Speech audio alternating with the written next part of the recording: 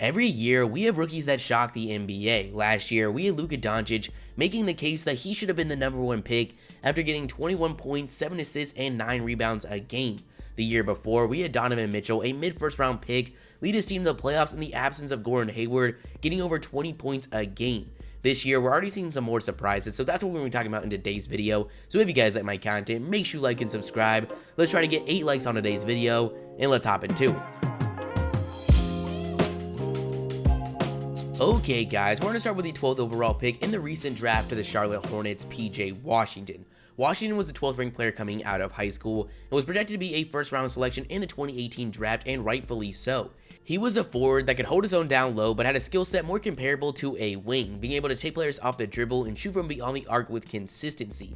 He then went on to Kentucky where he had an okay season, but definitely didn't live up to the hype, getting 11 points and 6 rebounds, shooting 52% from the field.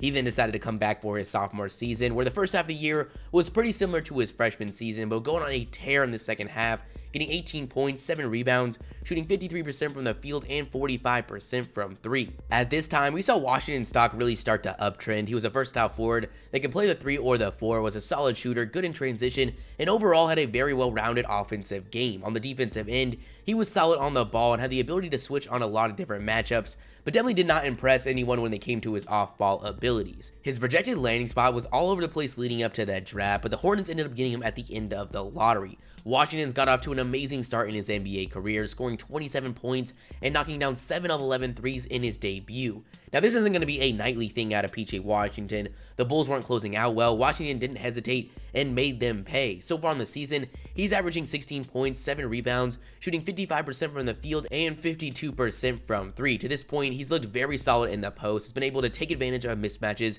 and has been spreading the floor with the best of them. By the looks of things, he's in for a great rookie season and career. With Miles Bridges and Devontae Graham taking jumps, this team's future might not be as bad as we initially thought. Coming out of high school, Tyler Herro was the 30th ranked player in the country, but due to his viral scoring performances, was more known than most of the 29 players ranked ahead of him.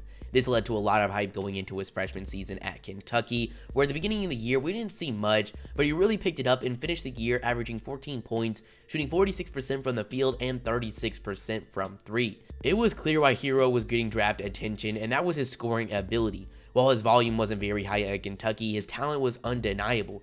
He can score at every inch on the court, whether that be on or off the ball. With the Heat having some solid defensive pieces at the time of the draft, such as Bam Adebayo, Justice Winslow, and Josh Richardson, they decided to look for some more offense and took Herro at 13. Now, they ended up getting Jimmy Butler and lost Richardson, but they didn't know that would happen when they selected Herro. The hype would heat back up for Herro in the summer league. You get it, heat back up, as he would average 20 points a game. After some solid performances in the preseason, including a 23-point outing against the Atlanta Hawks, people really started to look at Herro as the real deal. So far this season, he's been very solid, getting 16 points and 6 rebounds, shooting 46% from the field and 37% from 3. With Herro playing this good, and with another Miami rookie that we'll get to in a minute, the Heat might be in for a much better season than we previously projected. Coming out of high school, Ja Morant was an unknown to most of the basketball world, as he was unranked and decided to go to Murray State University. In his freshman season, he was solid, but definitely not in the conversation for the draft, getting just 13 points and 6 assists a game. In his sophomore season, he would take a massive jump, going to 25 points, a country-leading 10 assists, and 6 rebounds a game on very solid shooting splits.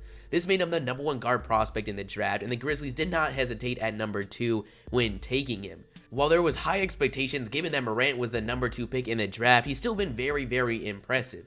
On the season, he's averaging 17.5 points, 5 assists, shooting 50% from the field and 43% from 3. Easily, his most impressive performance so far was leading the Grizzlies past the Brooklyn Nets in an overtime victory where he got 30 points and 9 assists. His speed, ability to blow by his defender, and finish at the rim has been as advertised, so far, it's looking like Morant was the deserving 2nd overall pick in the draft. Next, we have easily the most shocking rookie to this point, and that's Kendrick Nunn. In high school, he was joined by another top recruit in Jabari Parker, and he finished as the 56th ranked player in the country, backed by his speed and athleticism. He then decided to go to the University of Illinois, where in 3 seasons, he would average 10 points on okay efficiency. In 2016, he was dismissed from the team after a misdemeanor assault charge. He would then transfer to Oakland, where he had a breakout senior season, getting 26 points, 5 rebounds, and 4 assists, shooting 44% from the field and 39% from 3. Despite his impressive performance, Nunn went undrafted in the 2018 draft, but did sign on to play for the Santa Cruz Warriors in the NBA G League. There he was pretty solid, getting 19.3 points, shooting 47% from the field and 34% from 3. He then landed a 2-year, $3 million contract with the Miami Heat. While he was solid in both college and the NBA G League, I don't think anyone expected the start of the season he is having. He gained a lot of national attention in the last game of the NBA preseason, scoring 40 points, including 6 threes in a loss to the Houston Rockets. Since the season has started, he hasn't slowed down, leading all rookies in scoring at 21 a game, shooting 49% from the field and 44% from 3. As of right now, he's in the real conversation to win Rookie of the Year, which would be the first undrafted player to bring home that award. He is playing with confidence and it's showing. His strength attacking the rim has looked unstoppable, but probably most impressive has been his knockdown shooting to this point. Man, oh man, is this Heat's rookie class looking nice. Next, we have the 3rd overall pick in the draft in RJ Barrett, whose performance to this point has been very impressive to me so far. Coming out of high school, Barrett was the #1 ranked player in the country and the consensus projected top pick in the 2019 NBA draft. And while he had a great freshman season at Duke, getting 23 points, 7 rebounds, and 4 assists, he struggled shooting the ball, and with guys flying up the board such as Ja Morant and Zion Williamson, RJ Barrett ended up landing at the 3rd overall selection to the New York Knicks. There were some bright moments for Barrett in the summer league, but overall, he didn't alleviate much of the concerns, especially in terms of shooting the ball. I'm going to be honest, I started to really question Barrett, especially in the immediate future, but to start the year, he's looked like exactly what the Knicks expected when they took him at 3. He debuted with a 21-point performance, shooting 9 for 13 from the field.